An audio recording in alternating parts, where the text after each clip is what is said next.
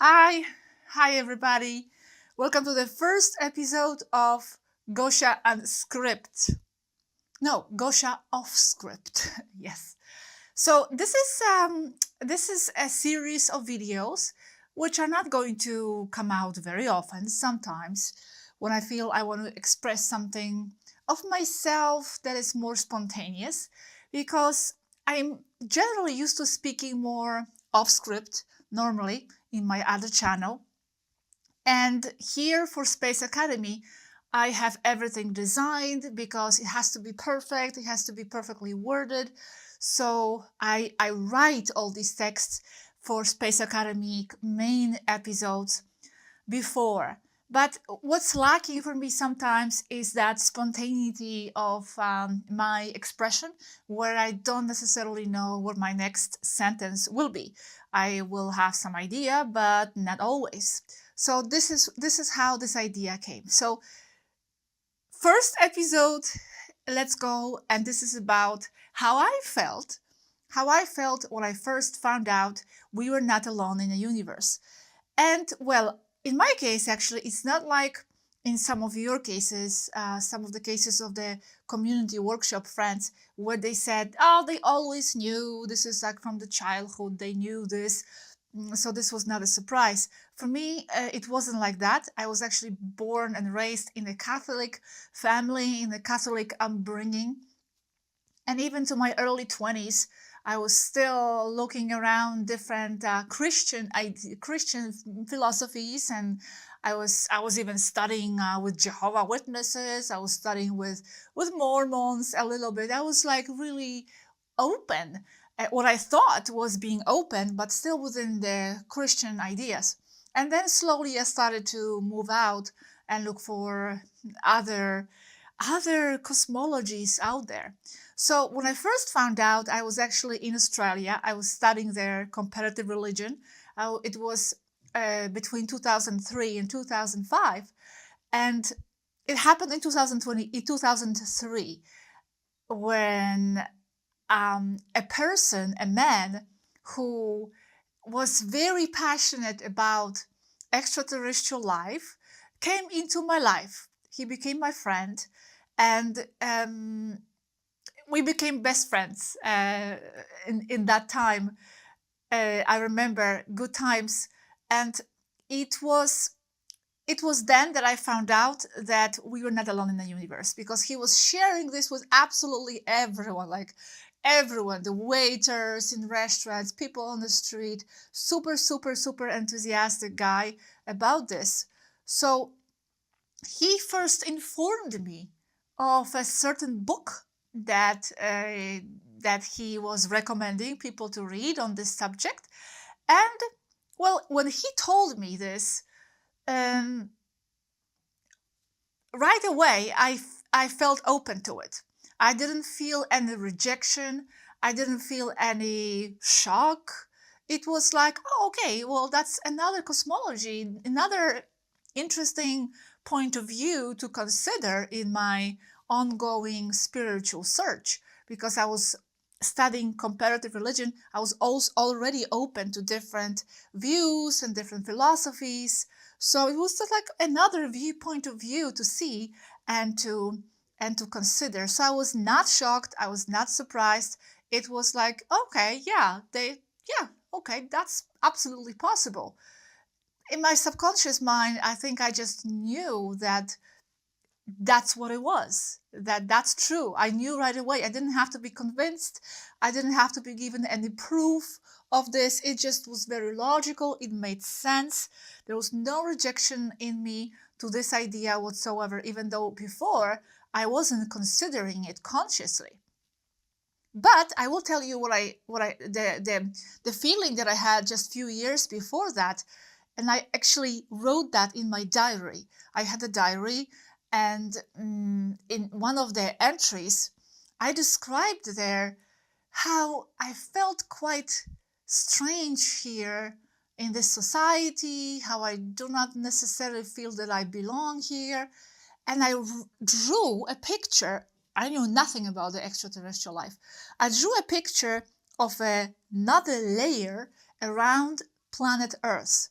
And in that layer, because trying to describe the feeling, and in that layer, I drew beings. Like they were just different beings. They're living there. And they lived in that layer outside of Earth. That's how I was describing the feeling that I had.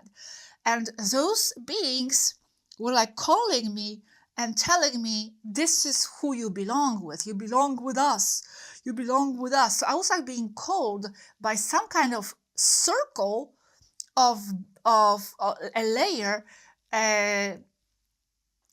where there was life and there were beings and they were like telling me I belong with them. And that made sense to me, even though it didn't make sense consciously, because I had no context to put it into. I had no idea about the extraterrestrial life, but it made sense to me that in a way that, you know, it explained my feelings of not fitting in. Like there was something else, somewhere else where I belong more, but I had no idea what it was. And this is actually where the subject of star seeds comes in. And I will mention this, well, not only mention, but I will go into this in future classes where I will explain the concept of star seeds, who the star seeds are. Because it does explain all the feelings that you might be having, like you don't belong here really, because you don't. You consciously or unconsciously carry memories and feelings from other places. So when he told me about the extraterrestrial life, I was like, okay, so maybe that's the layer of those beings that I felt before. That's what it's about. So after that, I started to look into this whole topic more. I got really passionate about the extraterrestrial life, but not only, I was also studying metaphysical stuff and spiritual stuff, but it's all connected. For me, it was all very much connected. So I was very excited. I was very excited, not shocked, no rejection. I didn't need any proof. I was just excited to study more because I am an explorer at heart. So for me, it's an exploration of other realities and other cultures. You know, I love to travel and see other people. So for me, it was very, very exciting. I'm not going to make this video very long, so I'm going to skip now to today and how I feel about it today.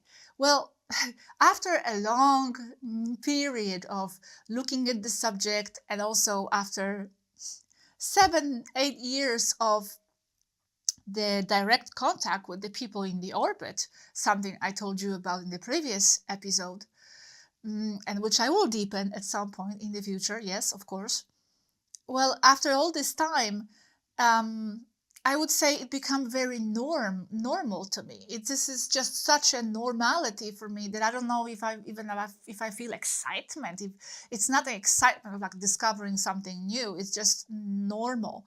Like, you know, you know that there are German people and Japanese people.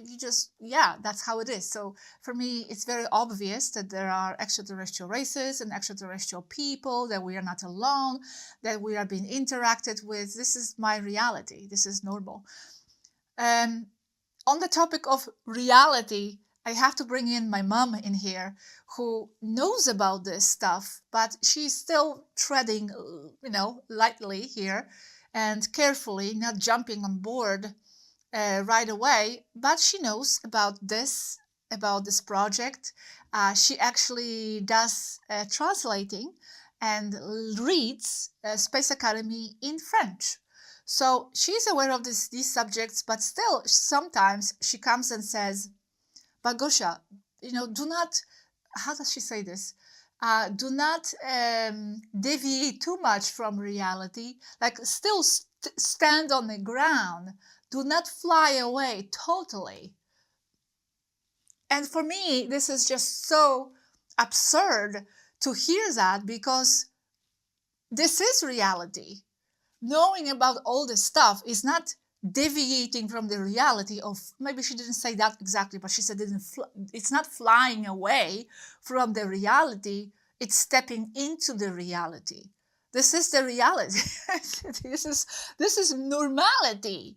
Not knowing about this stuff and being stuck in this narrow corridor of understanding of what reality is, that's that's flying away from the reality. That's being artificially isolated into the small section of the reality that doesn't reflect the greater reality out there.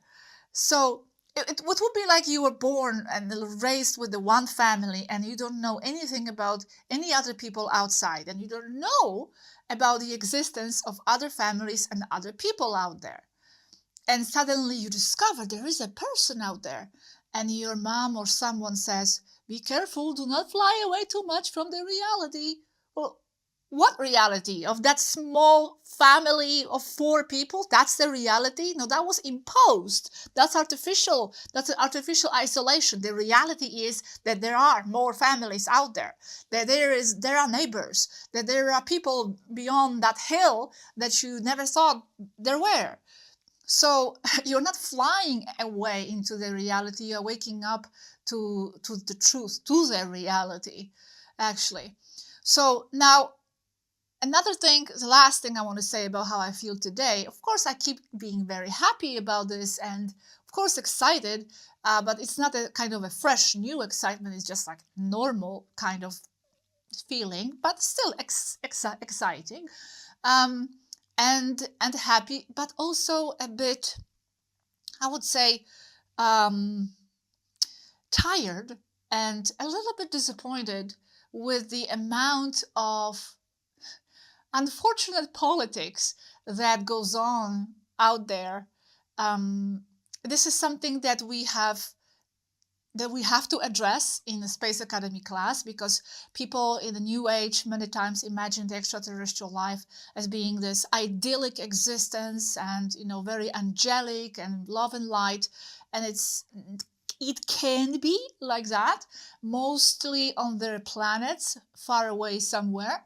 But the extraterrestrial reality and exopolitical situation to do with Earth is much more complex, much more complicated. It's quite draining sometimes when you look at all the politics going on and betrayals and you know, complexities of it all. And it has to do with, you know, what's going on Earth with the controllers of the Earth. It's actually not just I wouldn't say it's not the extraterrestrial realities, however it's connected, extraterrestrial realities' fault for being that way. It's more to do with how the dynamic is happening on Earth, and how the Earth controllers, even though they do extend beyond Earth, how the Earth controllers are operating the situations here, and how it all overlaps with the extraterrestrial politics.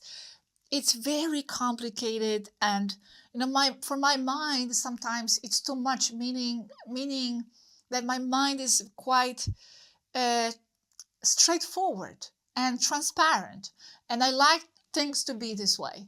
And unfortunately, it's not always this way when it comes to this whole cosmic chess that has been going on Earth, around Earth, and in cosmos for very, very, very, very long time.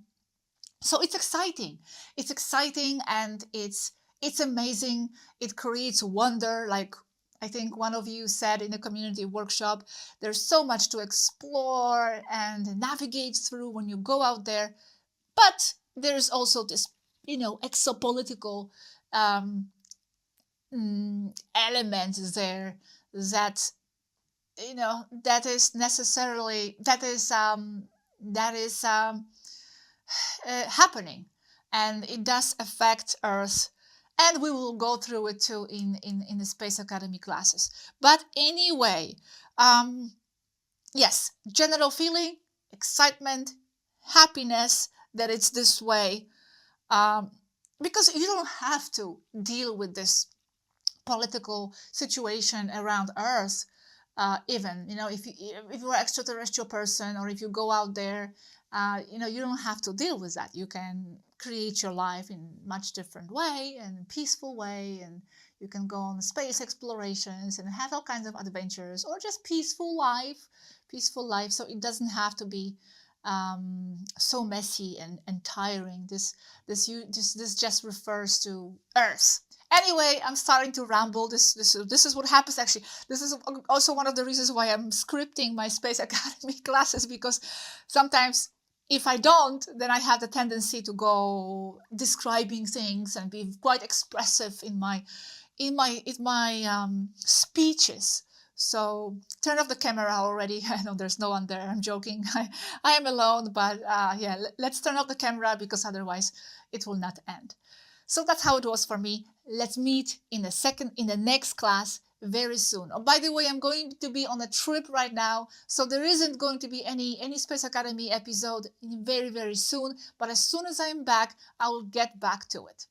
Bye bye, and thank you for listening.